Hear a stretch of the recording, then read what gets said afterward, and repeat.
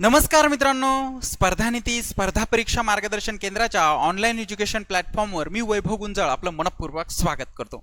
मित्रांनो, 17 डिसेंबरच्या मुख्य परीक्षेच्या अनुषंगानं आपण अर्थशास्त्र या विषयाचे काही अतिसंभाव्य प्रश्न बघतोय, ज्यामधला हा भाग 3 या अगोदर भाग 1 आणि भाग 2 मी आपल्या यूट्यूब चॅनलवर टाकलेला आहे. कृपया बघितला नसेल तर अगदी व्यवस्थितरित्या बघून घ्या, आगामी परीक्षेला नक्कीच त्याचा फायदा होईल.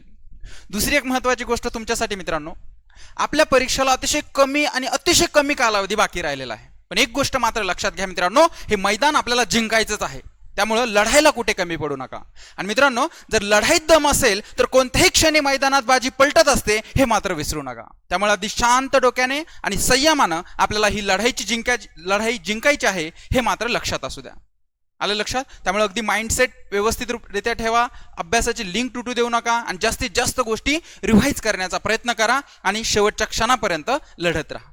आलं लक्षात? आता कुठलाही वेळ न घालवता सरळ आपण आपल्या लेक्चरला सुरुवात करूयात. तर बघा मित्रांनो, सुरुवात करण्या अगोदर एक महत्त्वाची गोष्ट सांगतो मित्रांनो, ही आहे आपल्या अर्थशास्त्र या विषयाची ऑनलाईन बॅच. अर्थशास्त्र या विषयाचं परमनंट सोल्युशन मी या बॅचमध्ये दिलेलं आहे. अगदी बेसिक पासून हाय लेवल सगळ्या गोष्टी व्यवस्थितरित्या क्लिअर केलेल्या आहे. मी एकच सांगेल या बॅचबद्दल, ही बॅच तुम्ही एकदा केली, आता कदाचित तुम्हाला लगेच 1-2 दिवसात त्याची गरज राहणार नाही, कारण आता लगेच एक्झाम आहे. पण भविष्यात तुम्हाला किंवा तुमचे कोणी मित्र असतील त्यांना ज्यावेळेस अर्थशास्त्र या विषयाचा प्रॉब्लेम असेल त्यावेळेस तुम्ही बिनधास्तपणे ही बॅच जॉईन करू शकता. मला पूर्ण विश्वास आहे अर्थशास्त्र या विषयाचं परमनंट सोल्युशन या बॅच मधून तुम्हाला मिळेल. आलं लक्षात? चला तर मित्रांनो, मग आता पुढे जाऊयात. बघा मित्रांनो, भाग 3 मधला आपला पहिला प्रश्न आहे. व्यवस्थित लक्ष द्या. आता मी असं इथून पुढे सगळे प्रश्न व्यवस्थित एक्सप्लेन करताना किंवा सगळं सांगताना हे गृहीत धरलेलं आहे की तुम्ही मुख्य परीक्षा देणार आहात आणि तुमच्या बेसिक कॉन्सेप्ट थोड्याशा क्लिअर आहेत. कारण आपण मुख्य परीक्षेला क्वालिफाय झालो म्हणजे थोड्याफार तरी या गोष्टी आपण बघितलेल्या आहेत. त्यामुळे ह्या गोष्टी गृहीत धरून मी सगळ्या गोष्टी सांगणार आहे आणि जास्तीत जास्त गोष्टी मी कमीत कमी वेळेत जास्तीत जास्त गोष्टी देण्याचा प्रयत्न करणार आहे. त्यामुळे फक्त कॉन्सन्ट्रेशननी आणि पेशन्स ठेवून सगळं लेक्चर शेवटपर्यंत व्यवस्थित बघत राहा. दुसरी एक महत्त्वाची गोष्ट मित्रांनो, आपली ॲपची लिंक मी डिस्क्रिप्शन बॉक्समध्ये दिलेली आहे आणि टेलिग्राम चॅनलची लिंक पण मी डिस्क्रिप्शन बॉक्समध्ये दिलेली आहे. हे टेलिग्राम चॅनल जॉईन करा, कारण या टेलिग्राम चॅनलवर रोज सरावासाठी नवनवीन प्रश्न येतात जे तुम्हाला आगामी एक्झामसाठी खूप उपयोगी ठरणार आहेत. आलं लक्षात? चला तर मित्रांनो, मग सुरुवात करूयात. तर बघा मित्रांनो, पहिला प्रश्न आहे आपला, नीती आयोगाचे पूर्ण रूप सांगा. चला सांगा, काय प्रश्न आहे? नीती आयोगाचे पूर्ण रूप सांगा. आता मित्रांनो, या नीती आयोगाचे पूर्ण रूप आहे national institution for transforming India. चला सांगा, नीती आयोगाचे पूर्ण रूप काय आहे? National institution for transforming India. चला व्यवस्थित लक्ष द्या मित्रांनो. चला सांगा, नीती आयोगाचे पूर्ण रूप काय आहे? National institution for transforming India. आता या 2 जागेवर आयोग आपल्याला चुकू शकतं. एक तर या इन्स्टिट्यूशनच्या जागी इन्स्टिट्यूट आयोग देतो आणि फॉरच्या जागी ऑफ किंवा अँड आपल्याला देऊ शकतं. त्यामुळे अजिबात गफलत करायची नाही. National institution for transforming India हे नीती आयोगाचं किंवा नीतीचं पूर्ण रूप आहे. ही गोष्ट इथं व्यवस्थित लक्षात ठेवा. आलं लक्षात? आता मित्रांनो, पहिलं ऑप्शन आहे आपलं national institute for transforming India, नाही. त्याच्यानंतर national institute for transforming India, इथं ऑफ घ्या. National institute of transforming India, हे पण नाही. आता मित्रांनो, तिसरं ऑप्शन आहे national institution for transforming India. आणि मित्रांनो, हे आपलं बरोबर उत्तर आहे. चला सांगा, नीती आयोगाचं पूर्ण रूप काय? National institution for transforming India. आणि मित्रांनो, या नीती आयोगाची स्थापना झालेली, कधी झालेली नीती आयोगाची स्थापना? 1 जानेवारी 2015. चला सांगा, कधी झाली नीती आयोगाची स्थापना? 1 जानेवारी 2015. चला सांगा, नीती आयोगाची स्थापना कधी झाली? 1 जानेवारी 2015. आता मित्रांनो, या नीती आयोगाची थोडीशी मी तुम्हाला पार्श्वभूमी सांगतो, त्यानंतर याच्याबद्दल अजून काही महत्त्वाच्या गोष्टी सांगतो. करंट रिलेटेड पण 1-2 गोष्टी या रिलेटेड मी आता सांगणार आहे. व्यवस्थित लक्ष द्या. आता बघा मित्रांनो, 1991 ला आपण आर्थिक सुधारणा केल्या, म्हणजे नवीन आर्थिक धोरण किंवा नवीन ज्या आर्थिक सुधारणा या अर्थव्यवस्थेमध्ये ते केल्या आणि त्यामुळे भारतीय अर्थव्यवस्थेमध्ये जी समाजवादी प्रवृत्ती होती ती कुठेतरी कमी होत गेली आणि भारतीय अर्थव्यवस्थेचा प्रवास हा मुक्त अर्थव्यवस्थेकडे किंवा भांडवलशाही अर्थव्यवस्थेकडे चालू झाला. आणि मित्रांनो, मुक्त अर्थव्यवस्थेमध्ये किंवा भांडवलशाही अर्थव्यवस्थेमध्ये नियोजनाची गरज नसते, म्हणून आपल्या अर्थव्यवस्थेमध्ये नियोजनाची गरज हळूहळू 1991 नंतर कमी होत गेली. आणि मित्रांनो, ही कमी होत गेलेली नियोजनाची गरज जी आहे, तर या नियोजन करण्यासाठी जो नियोजन आयोग आपल्याकडे कार्यरत होता, नियोजन आयोग, ज्याची स्थापना झाली होती 15 मार्च 1950. चला, नियोजन आयोगाची स्थापना कधी झाली होती?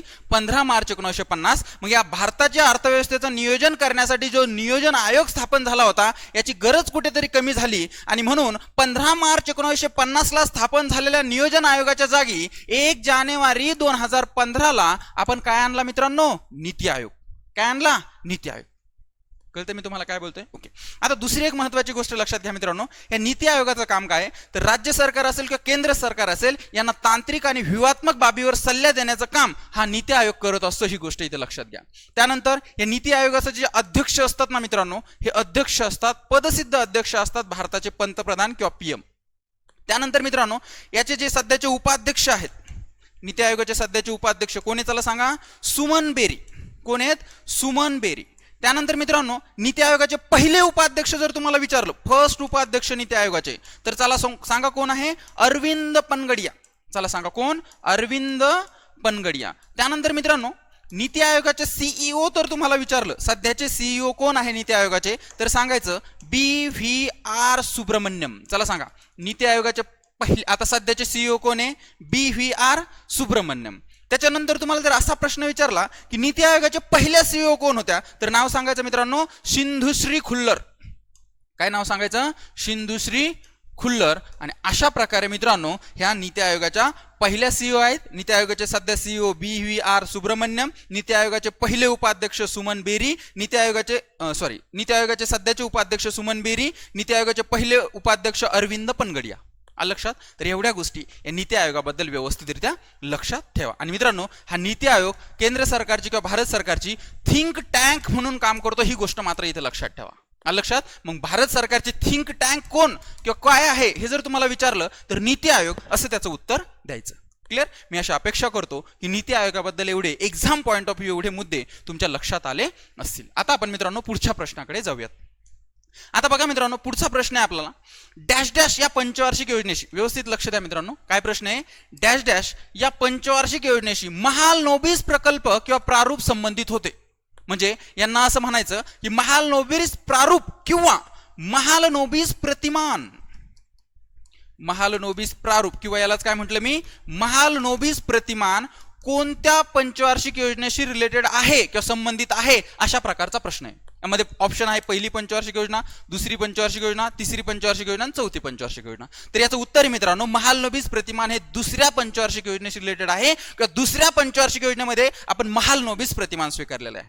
आणि मित्रांनो या महालनोबिस प्रतिमानाचं दुसरं नाव आहे जड व मूलभूत उद्योग प्रतिमान. चला सांगा महालनोबिस प्रतिमानाला दुसऱ्या नावानं काय ओळखलं जातं? जड व मूलभूत उद्योग प्रतिमान. क्लिअर. आता मित्रांनो तुम्हाला प्रतिमान म्हणजे काय माहिती असेलच, तरी नसेल तर मी थोडक्यात सांगण्याचा प्रयत्न करतो. आता बघा मित्रांनो आपण प्रतिमान म्हणजे काय, तर आपल्या पंचवार्षिक योजनेला ज्या आपण पंचवार्षिक योजना राबवल्या तर या पंचवार्षिक योजनेला दिशा दाखवणारी एक बॅटरी म्हणजे प्रतिमान असतं. ती कशी? तर लक्ष द्या इकडे व्यवस्थित. आता बघा मित्रांनो आपण पंचवार्षिक योजना राबवतो म्हणजे काय करतो? पंचवार्षिक योजना राबवतो म्हणजे काय करतो किंवा राबवत होतो म्हणजे काय करत होतो?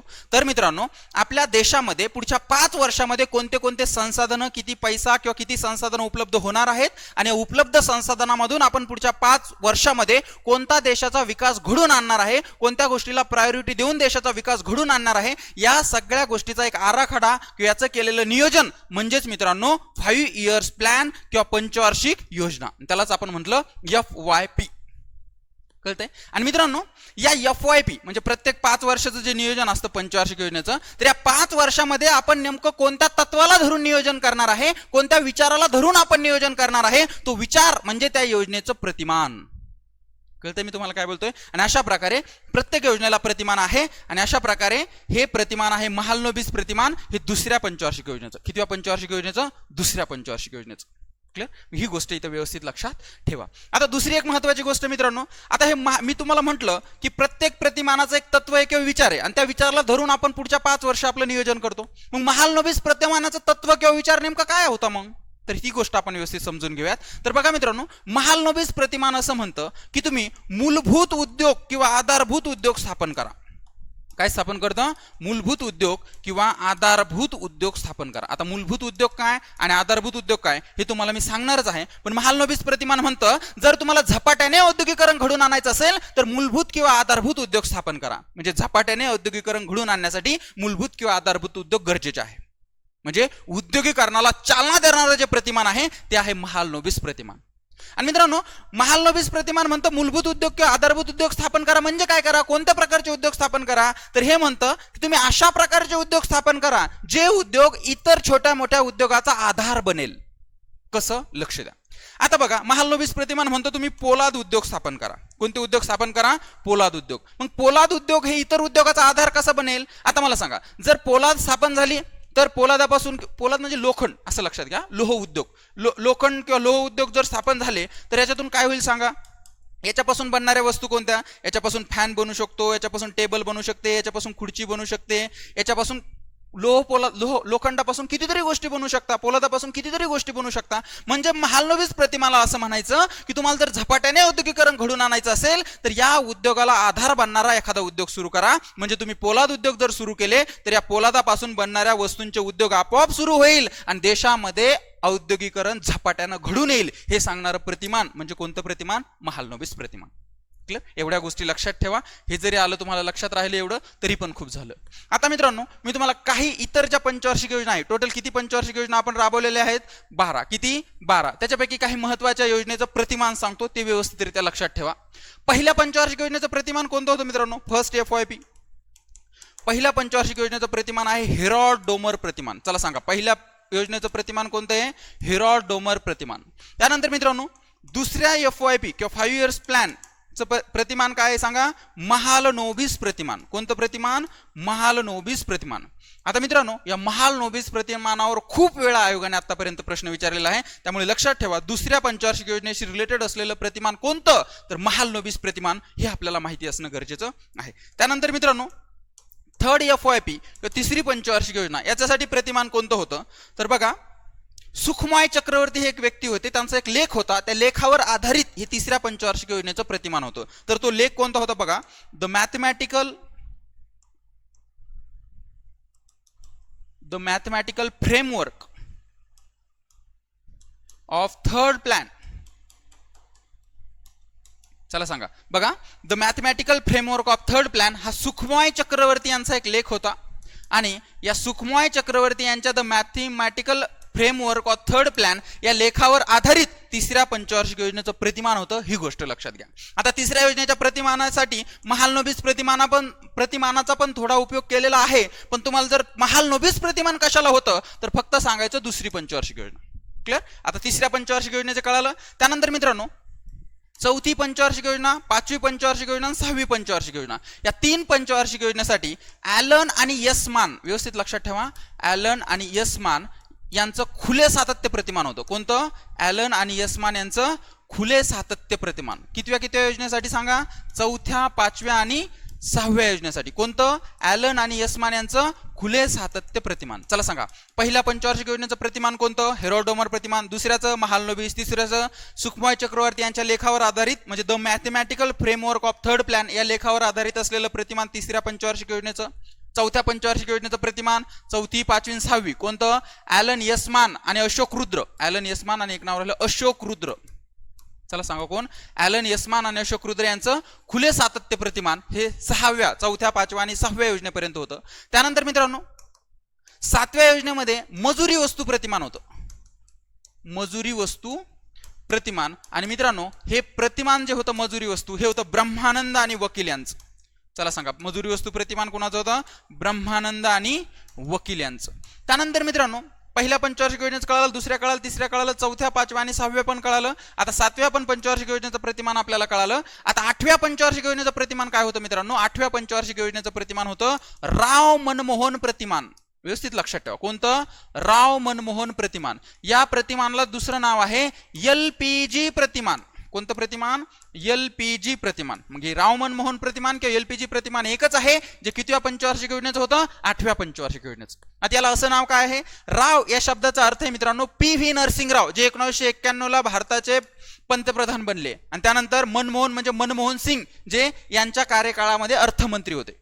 क्लिअर. आणि या PV नरसिंगराव आणि मनमोहन सिंग यांनी या काळामध्ये किंवा 8व्या पंचवार्षिक योजनेच्या काळामध्ये भारतासाठी खूप छान आर्थिक सुधारणा घडून आणल्या, म्हणून त्यांच्या प्रतिमानाला राव मनमोहन प्रतिमान असं म्हणतात. आणि यालाच आपण UKHAJA किंवा LPG लिबरलायझेशन, प्रायव्हेटायझेशन, ग्लोबलायझेशन प्रतिमान असंही म्हणतात. कारण या सुधारणा आपण 1991 मध्ये हे धोरण LPG धोरण जे आहे तर ते स्वीकारलं होतं, म्हणून 8व्या पंचवार्षिक योजनेच्या प्रतिमानाचं LPG प्रतिमान असंही नाव आहे. ही गोष्ट इथे लक्षात ठेवा. क्लिअर. आता मी अशी अपेक्षा करतो तुम्हाला पहिल्या, दुसऱ्या, 8व्या पंचवार्षिक योजनेपर्यंत सगळ्या गोष्टी व्यवस्थित लक्षात आल्या असतील. आलं लक्षात? चालायचं पुढे मग. ओके. आता बघा मित्रांनो, तिसरा प्रश्न आहे आपला, 10व्या पंचवार्षिक योजनेचा कालावधी खालीलपैकी कोणता? चला सांगा काय आहे तिसरा प्रश्न.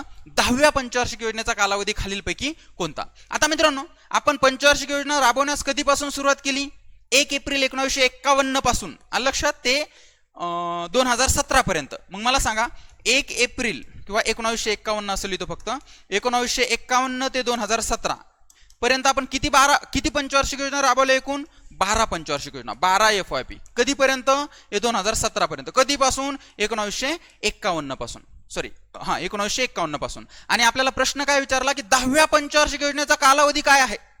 आता मी तुम्हाला पहिल्या पंचवार्षिक योजनेपासून 12व्या पंचवार्षिक योजनेपर्यंत सगळ्या पंचवार्षिक योजनेचा कालावधी सांगतो. व्यवस्थितरित्या लक्षात घ्या, आपल्या प्रश्नाचं उत्तर लगेच तुम्हाला मिळून जाईल. आता बघा मित्रांनो, पहिल्या पंचवार्षिक योजनेचा जो कालावधी होता तो होता 1 एप्रिल 1951 ते 31 मार्च 1956. म्हणजे प्रत्येक, मी 51 ते 56 म्हणलो, याचा अर्थ 1 एप्रिल 1951 ते 31 मार्च 1956. कारण 1 एप्रिल ते 31 मार्च भारताचं काय आहे? आर्थिक वर्ष. मग बघा मित्रांनो, पहिल्या पंचवार्षिक योजनेचा कालावधी होता 1951 ते 1956. दुसऱ्या पंचवार्षिक योजनेचा कालावधी होता 1956 ते 1961. तिसऱ्या पंचवार्षिक योजनेचा कालावधी होता 1961 ते 1966. आता चौथ्या पंचवार्षिक योजनेचा कालावधी चला सांगा, तुम्ही सांगा. 66 ते 71 का? नाही. कारण मित्रांनो, आपण 1966 ते 69 मध्ये कोणतीही पंचवार्षिक योजना राबवली नाही. याचं कारण एक आहे मित्रांनो, की 66 मध्ये भारताची परिस्थिती अशी नव्हती की ते पंचवार्षिक योजनेसाठी प्लॅन करू शकतील किंवा राबवू शकतील. म्हणून या 66 ते 69 या कालावधीला योजनेला सुट्टीचा कालावधी असं म्हणतात. योजनेला सुट्टीचा कालावधी असं म्हणतात. प्लॅन हॉलिडे असं पण म्हणतात. काय म्हणतात? प्लॅन हॉलिडे किंवा योजना अवकाश असंही म्हणतात. मग चला सांगा, 66 ते 69 या काळाला काय म्हणतात? योजना अवकाश किंवा प्लॅन हॉलिडे किंवा योजनेला सुट्टी. कारण 1966 नंतर 69 पर्यंत आपण पंचवार्षिक योजना राबवलेली नाही. क्लिअर. मग मित्रांनो, चौथी पंचवार्षिक योजना जी सुरू झाली, तर ती चौथी पंचवार्षिक योजना सुरू झाली 1969 ला आणि तिचा कालावधी होता 1969 ते 1974. त्यानंतर पाचवी पंचवार्षिक योजना 1974 ते 1978. तसं तर 79 पर्यंत चालायला पाहिजे होते, पण 78 मध्ये इंदिरा गांधी यांचं सरकार कोसळलं आणि मोरारजी देसाई यांचं जनता पार्टीचं सरकार आलं. म्हणून जनता पार्टीनं ही पाचवी योजना बरखास्त केली आणि पुढे 1978 ते 80 हे 2 वर्ष सरकत्या योजना राबवल्या. कोणत्या योजना? सरकती योजना. यालाच रोलिंग प्लॅन असंही म्हणतात मित्रांनो. काय दुसरं नाव सांगा? Rolling plan. मग मला सांगा, 1978 ला पाचवी योजना संपल्या 78 ला 6वी योजना सुरू झाली का? नाही. 78 ते 80 ला सरकती योजना किंवा रोलिंग प्लॅन हे मोरारजी देसाई सरकारकडून राबवण्यात आले. त्यानंतर मित्रांनो, 1980 ला परत मोरारजी देसाई जनता पार्टीचं सरकार कोसळलं. आता 80 ला परत इंदिरा गांधी यांचं सरकार आलं. म्हणून परत 6व्या योजनेचा कालावधी आहे 1980 ते 1985. परत 7व्या योजनेचा कालावधी आहे 1985 ते 1990. आता परत 90 ला आपली आर्थिक स्थिती ढासळली. मग परत 90 ते 92 2 वर्ष आपण वार्षिक योजना राबवल्या. कोणत्या योजना? वार्षिक योजना राबवल्या. परत 92 ला आपली स्थिती चांगली झाली. परत 1992 ते 97 आपण मित्रांनो 8वी पंचवार्षिक योजना राबवली. त्यानंतर 1997 ते 2002 मित्रांनो 9वी पंचवार्षिक योजना आपण राबवली. त्यानंतर 2002 ते 2007 आपण 10वी पंचवार्षिक योजना राबवली. आणि मित्रांनो, हाच आपला प्रश्न आहे की 10व्या पंचवार्षिक योजनेचा कालावधी काय? 2002 ते 2007. त्यानंतर 2007 ते 2012 11वी पंचवार्षिक योजना आणि 2012 ते 2017 ही झाली आपली 12वी पंचवार्षिक योजना. आणि 12व्या पंचवार्षिक योजनेनंतर आपण योजना राबवलेली नाही, कारण आपल्या अर्थव्यवस्थेचा प्रवास हा पूर्णतः भांडवलशाही अर्थव्यवस्थेकडे चालू झालेला आहे. त्यामुळे आपल्या अर्थव्यवस्थेमध्ये नियोजनाची गरज आता राहिलेली नाही. म्हणून 12व्या पंचवार्षिक योजनेनंतर आपण कोणतीही पंचवार्षिक योजना राबवलेली नाही. ही गोष्ट इथे लक्षात ठेवा. क्लिअर इथपर्यंत? एवढ्या गोष्टी व्यवस्थित लक्षात ठेवा. मग आता तुम्हाला प्रत्येक पंचवार्षिक योजनेचा कालावधी लक्षात राहील. योजनेला सुट्टी कधी? 66 ते 69. त्यानंतर सरकती योजना किंवा रोलिंग प्लॅन कधी? 78 ते 80. त्याच्यानंतर वार्षिक योजना कधी? 1990 ते 92. आणि बाकी मग त्या पद्धतीनं बाकीच्या पंचवार्षिक योजनेचा कालावधी लक्षात ठेवायचा. क्लिअर? चला मित्रांनो पुढे जाऊया. आता बघा मित्रांनो, पुढचा प्रश्न आहे आपला. दुसऱ्या पंचवार्षिक योजनेत, कितव्या पंचवार्षिक योजनेत? दुसऱ्या पंचवार्षिक योजनेत. सांगा, दुसऱ्या पंचवार्षिक योजनेचा कालावधी काय आहे? 1956 ते 1961. मग बघा मित्रांनो, दुसऱ्या पंचवार्षिक योजनेत जर्मनीच्या सहाय्यानं, कुणाच्या सहाय्यानं म्हणतोय? प्रश्न समजून घ्या. कुणाच्या? जर्मनीच्या सहाय्यानं 1959 मध्ये कोणता प्रकल्प राबवण्यात आला? आता मित्रांनो, यांना प्रकल्प म्हणजे पोलाद प्रकल्प म्हणायचं. कोणता प्रकल्प? पोलाद प्रकल्प. कारण बघा, दुसऱ्या पंचवार्षिक योजनेमध्ये कुणाचं प्रतिमान स्वीकारलं होतं आपण? महालनोबिस प्रतिमान. आणि महालनोबिस प्रतिमान हे उद्योगधंद्यांना चालना देणारं प्रतिमान होतं आणि आधारभूत उद्योग तयार कर म्हणत होतं. आणि पोलाद उद्योग हा आधारभूत उद्योग आहे, कारण पोलाद उद्योगापासून अनेक उद्योग उद्या निर्माण होऊ शकतात. म्हणून ह्या पोलाद प्रकल्पाला खूप मोठी चालना ही दुसऱ्या पंचवार्षिक योजनेत देण्यात आलेली आहे. आणि मित्रांनो, या दुसऱ्या पंचवार्षिक योजनेमध्ये आपण 3 महत्वाचे पोलाद प्रकल्प सुरू केलेले आहे. एक म्हणजे भिलाई लोह पोलाद प्रकल्प, त्यानंतर दुसरा म्हणजे रूरकेला लोह पोलाद प्रकल्प, आणि तिसरा म्हणजे दुर्गापूर लोह पोलाद प्रकल्प. चला सांगा, दुसऱ्या पंचवार्षिक योजनेत कोणते लोह पोलाद प्रकल्प सुरू केले? भिलाई लोह पोलाद प्रकल्प, रूरकेला लोह पोलाद प्रकल्प आणि दुर्गापूर लोह पोलाद प्रकल्प. भिलाई हे ठिकाण कुठे? छत्तीसगड. कुठे मित्रांनो? छत्तीसगड. कुठे? छत्तीसगड. रूरकेला हे ठिकाण कुठे? ओरिसा. कुठे? ओरिसा. आणि दुर्गापूर लोह पोलाद प्रकल्प म्हणजे दुर्गापूर हे ठिकाण कुठे? Waste Bengal. वेस्ट बेंगॉल म्हणजे पश्चिम बंगाल. लक्षात? आता मित्रांनो, हा भिलाई लोह पोलाद प्रकल्प आपण जो सुरू केलेला आहे, हा सुरू केलेला आहे 1959 ला. रूरकेला लोह पोलाद प्रकल्प आपण सुरू केलेला आहे 1959 ला. आणि दुर्गापूर लोह पोलाद प्रकल्प सुरू केलेला आहे 1962 ला. आणि मित्रांनो, हा भिलाई लोह पोलाद प्रकल्प जो सुरू केला ना आपण, तो सुरू केलेला आहे रशियाच्या मदतीनं. कुणाच्या मदतीनं? रशियाच्या मदतीनं. हा रूरकेला लोह पोलाद प्रकल्प जो सुरू केलेला आहे, तो सुरू केलेला आहे जर्मनीच्या मदतीनं. कुणाच्या मदतीनं? जर्मनीच्या मदतीनं. आणि त्यानंतर दुर्गापूर लोह पोलाद प्रकल्प जो आपण सुरू केला, तो सुरू केला मित्रांनो UK किंवा ब्रिटनच्या मदतीनं. आणि मित्रांनो, आपला प्रश्न असा आहे की दुसऱ्या पंचवार्षिक योजनेच्या काळात योजनेत जर्मनीच्या सहाय्यानं 1959 मध्ये कोणता प्रकल्प राबवण्यात आला? आता जर्मनीच्या सहाय्यानं 1959 मध्ये रूरकेला लोह पोलाद प्रकल्प राबवण्यात आला. मग चला सांगा, उत्तर काय? कुठे? फक्त क, रूरकेला लोह पोलाद प्रकल्प. मग ऑप्शन क्रमांक 2 हे आपलं उत्तर असेल. आणि बाकी मग भिलाई बद्दल पण सगळं सांगितलं, दुर्गापूर बद्दल पण सगळं सांगितलेलं आहे. एवढ्याच गोष्टी लक्षात ठेवा. याच्यावर जर प्रश्न आला तर जाणार नाही. आणि याच्यावर प्रश्न आजकाल खूप जास्त विचारण्याचा प्रघात आयोगाचा वाढलाय, त्यामुळे ह्या गोष्टी तुम्हाला माहितीच पाहिजे. चला मग पुढे जाऊयात मित्रांनो. बघा मित्रांनो, पुढचा प्रश्न आहे आपला, खालील विधानापैकी कोणते विधान बरोबर आहे? चला सांगा, काय प्रश्न आहे? खालील विधानापैकी कोणते विधान बरोबर आहे? 2 विधान दिलेत आपल्याला. पहिलं विधान, प्रच्छन्न बेकारी ही उद्योग क्षेत्रात असते. आणि दुसरं, प्रच्छन्न बेकारी ही शेती क्षेत्रात असते. आपला प्रश्न आहे प्रच्छन्न बेकारीवर. कशावर आहे आपला प्रश्न? सांगा. प्रच्छन्न बेकारीवर. आता इथं 2 गोष्टीचा अर्थ समजून घ्या. बेकारी या शब्दाचा अर्थ बेरोजगारी असं होतो मित्रांनो. अनएम्प्लॉयमेंट. काय होतं सांगा? बेरोजगारी. क्लिअर? ओके. आता प्रच्छन्न बेकारी, तर हिला अजून वेगवेगळे नाव आहे. प्रच्छन्न बेकारीला दुसरं नाव आहे अदृश्य बेकारी किंवा अदृश्य बेरोजगारी. हिला अजून एक नाव आहे छुपी बेरोजगारी किंवा छुपी बेकारी. त्यानंतर अजून एक इंग्लिशमध्ये नाव आहे डिस्क्युज्ड अनएम्प्लॉयमेंट. काय? डिस्क्युज्ड अनएम्प्लॉयमेंट. हेच कशाचं नाव आहे? छुप्या बेरोजगारीचं. त्यालाच अदृश्य बेरोजगारी, त्यालाच प्रच्छन्न बेकारी असं म्हणतात. आणि याच प्रच्छन्न बेकारीवर आपल्याला प्रश्न आला की प्रच्छन्न बेकारी ही उद्योग क्षेत्रात असते आणि प्रच्छन्न बेकारी ही शेती क्षेत्रात असते. तर एक गोष्ट लक्षात घ्या मित्रांनो, ही अदृश्य किंवा छुपी बेरोजगारी जी आहे ना, ही प्रामुख्याने ग्रामीण भागात आढळते. आणि ग्रामीण भागात प्रामुख्याने काय असतं मित्रांनो? शेती. म्हणजे प्रच्छन्न बेकारी ही प्रामुख्याने शेती क्षेत्रात आढळणारी बेकारी आहे. आणि अजून एक महत्वाची गोष्ट लक्षात घ्या मित्रांनो, भारतातील सर्वाधिक जास्त बेरोजगार किंवा भारतातील सर्वाधिक जास्त बेकारी ही जी आहे तरी अदृश्य बेकारी आहे. म्हणजे भारतातील सर्वाधिक बेरोजगार या बेकारीत आहे किंवा या बेरोजगारीत आहे.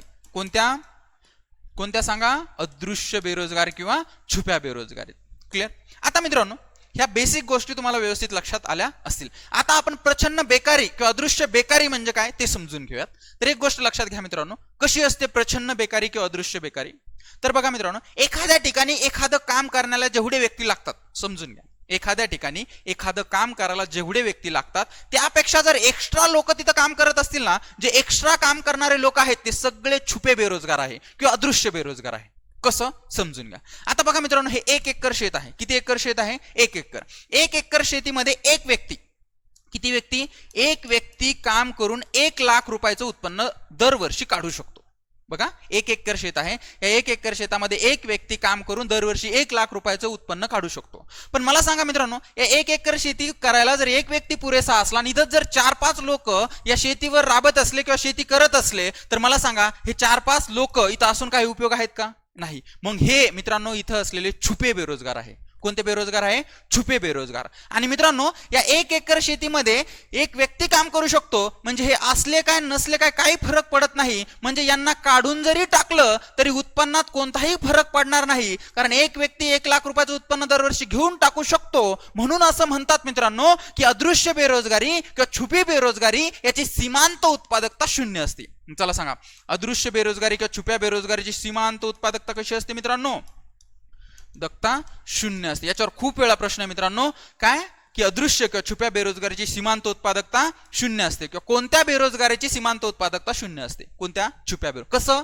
कारण हे एक व्यक्ती जर एवढे काम करतोय तर हे रिकामे इथं जे काम करताय ना, तर यांना काढून जरी टाकलं तरी आपल्या उत्पन्न पातळीत कोणताच फरक पडणार नाही. ते एक व्यक्ती तेवढं उत्पन्न दरवर्षी घेऊ शकतो. त्यामुळे यांना जर आपण काढूनही टाकलं तर उत्पन्नात फरक पडत नाही. म्हणून या छुप्या बेरोजगाराची सीमांत उत्पादकता 0 असते.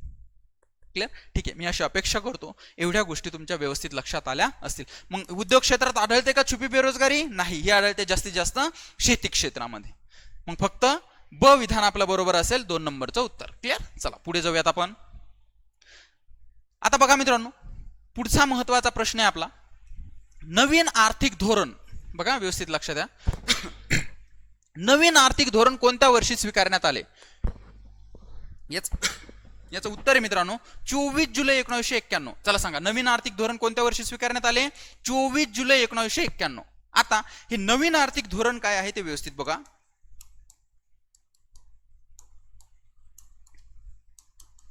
नवीन आर्थिक धोरण स्वीकारण्यात आले 24 जुलै 1991. मग काय आहे नवीन आर्थिक धोरण तर समजून घ्या. आता बघा मित्रांनो, 1990च्या दशकामध्ये 1990-91ला आपली भारतीय अर्थव्यवस्था पूर्णपणे रसातळाला गेली होती, पूर्णपणे कोलमडली होती. भारतीय अर्थव्यवस्थेची ग्रोथ अजिबात होत नव्हती आणि खूप जास्त लॉस मध्ये भारतीय अर्थव्यवस्था रन करत होती. अक्षरशः रसातळाला गेलेली अर्थव्यवस्था होती. कधी? 1990च्या दशकात किंवा 1990-91ला. आता पुढे मित्रांनो, या आपल्या रसातळाला गेलेल्या अर्थव्यवस्थेमध्ये काही सुधारणांची गरज होती. जर त्या सुधारणा केल्या तरच आपली अर्थव्यवस्था पुढे चालू शकत होती, अन्यथा आपण तिथंच आपण जे आहे तर आपली अर्थव्यवस्था पूर्णपणे रसातळाला गेली होती. मग मित्रांनो, पुढे 1991ला पी.व्ही. नरसिंगराव सरकार आलं. कोणतं सरकार? पी.व्ही. नरसिंगराव सरकार. आणि या पी.व्ही. नरसिंगराव सरकारने आपल्या रसातळाला गेलेल्या अर्थव्यवस्थेला वर आणण्यासाठी काही महत्वाच्या सुधारणा केल्या. आणि मित्रांनो, ज्या सुधारणा करण्यासाठी त्यांनी जे धोरण राबवलं त्या धोरणालाच नवीन आर्थिक धोरण असं नाव आहे. कोणतं? नवीन आर्थिक धोरण. मग मित्रांनो, हे नवीन आर्थिक धोरण सुरू करण्यात आलं भारतीय अर्थव्यवस्थेला, रसातळाला गेलेल्या भारतीय अर्थव्यवस्थेला वर आणण्यासाठी 24 जुलै 1991. कोण होतं पंतप्रधान यावेळेस? सांगा. PM P V. नरसिंगराव. मग तुम्हाला जर असं विचारलं की 1991च्या आर्थिक धोरणाचं नेतृत्व कोणी केलं तर नेतृत्व केलं मित्रांनो पी.व्ही. नरसिंगराव, जे की पंतप्रधान होते. अजून एक महत्वाचा प्रश्न आयोग इथं विचारतं की 1991च्या 24 जुलै 1991च्या धोरणाच्या वेळी भारताचे अर्थमंत्री कोण होते? आणि खूप वेळा विचारलेला प्रश्न मित्रांनो. आणि अर्थमंत्री होते कोण? चला सांगा. मनमोहन सिंग. आणि म्हणूनच पुढे 10 वर्ष मनमोहन सिंग यांनी भारताचं पंतप्रधान म्हणून काम बघितलेलं आहे. इथं त्यांनी देशाच्या अर्थव्यवस्थेसाठी खूप मोठं योगदान दिलेलं आहे. त्यामुळे मनमोहन सिंग या गोष्टीमुळे बऱ्याच लोकांच्या किंवा आपल्या लक्षात राहतात. क्लिअर? एवढ्या गोष्टी इथं व्यवस्थित लक्षात ठेवा. नवीन आर्थिक धोरण कधी? मग 24 जुलै 1991. कशासाठी? भारताच्या कोलमडलेल्या अर्थव्यवस्थेला वर आणण्यासाठी. कोणत्या सरकारने? पी.व्ही. नरसिंगराव सरकार. अर्थमंत्री कोण होते? मनमोहन सिंग. क्लिअर? चाल, एवढ्या गोष्टी व्यवस्थित लक्षात ठेवा. चला मित्रांनो पुढे जाऊयात. बघा मित्रांनो, पुढचा प्रश्न आहे आपला, जेव्हा एकूण उत्पन्नापेक्षा म्हणजेच एकूण जमेपेक्षा असं म्हणायचं, समजून घ्या व्यवस्थित, जेव्हा एकूण उत्पन्नापेक्षा खर्च वाढतो त्याला डॅश डॅश असं म्हणतात. आता लक्ष द्या इकडे व्यवस्थित. आता उत्पन्न कोणाचा आणि खर्च कोणाचा ते अगोदर सांगतो. उत्पन्न म्हणजे जमा. आलं लक्षात? मग मित्रांनो, हे आहे सरकारचं उत्पन्न किंवा सरकारचा खर्च. मग सरकार आपलं उत्पन्न आणि आपला खर्च म्हणजे आपला जमा आणि आपला खर्च कशाच्या माध्यमातून करत असतं? अर्थसंकल्पाच्या माध्यमातून, बजेटच्या माध्यमातून, अंदाजपत्रकाच्या माध्यमातून. मग मित्रांनो, ज्या वेळेस सरकार अर्थसंकल्प मांडतं किंवा अंदाजपत्रक मांडतं आणि ज्या वेळेस जर सरकारचा उत्पन्न म्हणजे सरकारकडे येणारे पैसे किंवा सरकारची जमा ही सरकारच्या खर्चापेक्षा कमी असेल, म्हणजे सरकारचा खर्च जास्त असेल अर्थसंकल्पामध्ये आणि सरकारची जमा कमी असेल, त्यावेळेस ते अर्थसंकल्प असतो मित्रांनो तुटीचा अर्थसंकल्प. कोणता अर्थसंकल्प? तुटीचा अर्थसंकल्प. अर्थसंकल्प म्हणजेच अंदाजपत्रक, म्हणजेच मित्रांनो बजेट. कोणता अर्थसंकल्प असतो? तुटीचा अर्थसंकल्प. मग मित्रांनो जर सरकारचं उत्पन्न किंवा सरकारची जमा ही खर्चापेक्षा जर जास्त असेल, सरकारचं उत्पन्न किंवा सरकारची जमा ही खर्चापेक्षा जास्त असेल, तर सरकार त्याला म्हणतात शिल्लकीचा अर्थसंकल्प. कोणता अर्थसंकल्प? शिल्लकीचा अर्थसंकल्प. आणि ज्या वेळेस मित्रांनो सरकारचं उत्पन्न किंवा जमा ही खर्चा इतकीच असते, त्यावेळेस त्याला म्हणतात मित्रांनो कोणता अर्थसंकल्प सांगा? त्याला म्हणतात समतोल अर्थसंकल्प. कोणता अर्थसंकल्प म्हणतात? समतोल अर्थसंकल्प. आणि मित्रांनो आपला प्रश्न काय आहे आता बघूयात आपण. आपला प्रश्न आहे की जेव्हा एकूण उत्पन्नापेक्षा खर्च वाढतो, मग बघा उत्पन्नापेक्षा खर्च जास्त आहे, मग कोणत्या याच्यात उत्पन्नापेक्षा खर्च जास्त आहे? एक नंबरच्या याच्यामध्ये उत्पन्न किंवा जम्यापेक्षा काय जास्त आहे? खर्च. मग उत्पन्न किंवा जम्यापेक्षा खर्च जास्त असल्यावर कोणता अर्थसंकल्प असतो? तुटीचा अर्थसंकल्प. कोणता अर्थसंकल्प? तुटीचा अर्थसंकल्प. म्हणून याला तुटीचा अंदाजपत्रक किंवा अर्थसंकल्प किंवा बजेट असं म्हणतात. Deficit budget. क्लिअर? अशा प्रकारे एवढ्या गोष्टी लक्षात ठेवा. आता मित्रांनो हे तुटीचा अर्थसंकल्प सरकारकडून कधी मांडला जातो? तर एक गोष्ट लक्षात घ्या, ज्यावेळेस अर्थव्यवस्थेमध्ये चलन घट असते. काय असते? चलन घट असते किंवा अर्थव्यवस्थेमध्ये मंदी असते, त्यावेळेस अर्थव्यवस्थेमध्ये सरकारकडून तुटीचा अर्थसंकल्प मांडला जातो. आता अर्थव्यवस्थेमध्ये चलन घट आहे म्हणजे काय? तर अर्थव्यवस्थेमध्ये पैसा कमी आहे. मग पैसा कमी असल्यानंतर काय होईल? तर पैसा कमी असल्यानंतर लोकांची डिमांड कमी होईल, कारण लोकांकडे पैसाच नाही, लोक मागणी करतील का? नाही. डिमांड कमी झाल्यानंतर मला सांगा कोणाला सप्लाय करायचं तो सप्लाय करता येईल का? नाही. वस्तू आणि सेवा निर्माण होतील का? नाही. अर्थव्यवस्थेची ग्रोथ होईल का? नाही. कारण वस्तू व सेवा निर्माण होणे किंवा वस्तू व सेवा जास्तीत जास्त उत्पादित होणे हीच अर्थव्यवस्थेचा खरा विकास असतो. मग जर लोकांकडे पैसेच नसतील, डिमांडच होणार नाही, मग सप्लायच होणार नाही आणि उत्पादनच होणार नाही, त्यामुळे अर्थव्यवस्थेचा विकासच होणार नाही. म्हणून अर्थव्यवस्थेत पैसे टाकणं गरजेचं असतं. म्हणून सरकार तुटीचा अंदाजपत्रक किंवा तुटीचा अर्थसंकल्प मांडत असतं ज्यावेळेस अर्थव्यवस्थेमध्ये चलन घट असते त्यावेळेस. आणि मित्रांनो हे शिल्लकीचा अर्थसंकल्प कधी मांडतं सरकार? शिल्लकीचा अर्थसंकल्प मांडतं ज्या वेळेस अर्थव्यवस्थेमध्ये पैसा जास्त असतो किंवा अर्थव्यवस्थेमध्ये चलनवाढ असते किंवा तेजी असते किंवा चलनवाढ असते. मग काय असतं? चलनवाढ असते म्हणजे काय? अर्थव्यवस्थेमध्ये ऑलरेडीच खूप जास्त पैसे असते आणि अजून जास्त म्हणजे खर्च अजून जास्त करायचा म्हणजे मग मला सांगा अर्थव्यवस्थेमध्ये अजून जास्त पैसे होतील. मग तुम्ही म्हणताल सर काय होईल पैसे जास्त झाल्यावर? अर्थव्यवस्थेमध्ये अजून जास्त पैसे झालेत, लोकांकडे खूप सारा पैसा होईल. लोकांकडे खूप सारा पैसा झाला, लोक खूप जास्त गोष्टींची डिमांड करतील आणि जर ती डिमांड किंवा मागणी लोकांनी केली आणि त्याच्या तुलनेत जर उत्पादन संस्था ती डिमांड पूर्ण करू शकली नाही तर आहे त्या वस्तूंचे भाव वाढत असतात, म्हणजे भाववाढ होण्याची दाट शक्यता असते. म्हणून अर्थव्यवस्थेमध्ये स्टेबिलिटी ठेवणं हे सरकारच्या राजकोषीय धोरणाद्वारे सरकार करत असतं आणि त्यामध्ये मग सरकार कोणता अर्थसंकल्प मांडतं चलनवाढीच्या काळात? शिल्लकीचा अर्थसंकल्प. म्हणजे आपल्याकडे आहे तो पैशापेक्षा कमी पैसा खर्च करतं, जास्तीत जास्त जमा स्वतःकडे ठेवतं. क्लिअर? आणि बाकी समतोल अर्थसंकल्प हा नॉर्मल पद्धतीने मांडले जात असतो. क्लिअर? मी अशी अपेक्षा करतो ह्या गोष्टी तुमच्या लक्षात आल्या असतील. त्यानंतर पुढचा प्रश्न आहे बघा मित्रांनो, भारतातील पहिले निर्यात प्रक्रिया क्षेत्र. प्रश्न समजून घ्या मित्रांनो. आजकाल प्रश्न विचारण्याची डेप्थ खूप वाढलेली आहे, त्यामुळे आपल्याला आयोगाच्या दृष्टीने सगळ्या गोष्टी समजून घ्याव्या लागतील. असं वन लाईनर मी काहीतरी सांगतोय तुम्ही ऐकताय तर त्या पद्धतीचं आता परीक्षा राहिलेली नाहीये. आयोग खूप डेप्थ मध्ये गेलेला आहे आणि आपल्याला सगळ्या गोष्टी अगदी कॉन्सेप्च्युअल क्लिअर करून घेणं खूप गरजेचं आहे. इव्हन इकॉनॉमिक्सचा तरी, कारण इकॉनॉमिक्स हा कॉन्सेप्टने भरलेला सब्जेक्ट आहे, आपल्याला सगळ्या गोष्टी माहिती असणंच गरजेचं आहे. बघा मित्रांनो प्रश्न आहे आपला, भारतातील पहिले निर्यात प्रक्रिया क्षेत्र. निर्यात प्रक्रिया क्षेत्र बघा, निर्यात प्रक्रिया क्षेत्र यालाच म्हणतात मित्रांनो ईपीझेड. काय म्हणतात सांगा? ईपीझेड, एक्सपोर्ट प्रोसेसिंग झोन. चला सांगा काय म्हणतात? Export processing zone. आणि प्रश्न असा आहे की भारतातलं पहिलं एक्सपोर्ट प्रोसेसिंग झोन किंवा निर्यात प्रक्रिया क्षेत्र डॅश डॅश येथे सुरू झाले. आणि मित्रांनो हे सुरू झालेले कांडला, गुजरात. कांडला या ठिकाणी कोणत्या राज्यामध्ये? गुजरात. आता मित्रांनो आपण ही निर्यात प्रक्रिया क्षेत्र किंवा एक्सपोर्ट प्रोसेसिंग झोन काय ही कॉन्सेप्ट थोडक्यात समजून घेऊयात. बघा मित्रांनो ही निर्यात प्रक्रिया क्षेत्र म्हणजे असे क्षेत्र, बघा व्यवस्थित लक्षात घ्या, निर्यात प्रक्रिया क्षेत्र म्हणजे असे क्षेत्र ज्या क्षेत्रामध्ये स्थापन झालेल्या उद्योग संस्था किंवा स्थापन झालेले उद्योग आपण जे म्हणजे उद्योग जे उत्पादन निर्माण करतील ते उत्पादन जास्तीत जास्त निर्यात केलं जातं किंवा निर्यात होण्यासाठी या क्षेत्रामध्ये उद्योग संस्था उत्पादन करत असतात.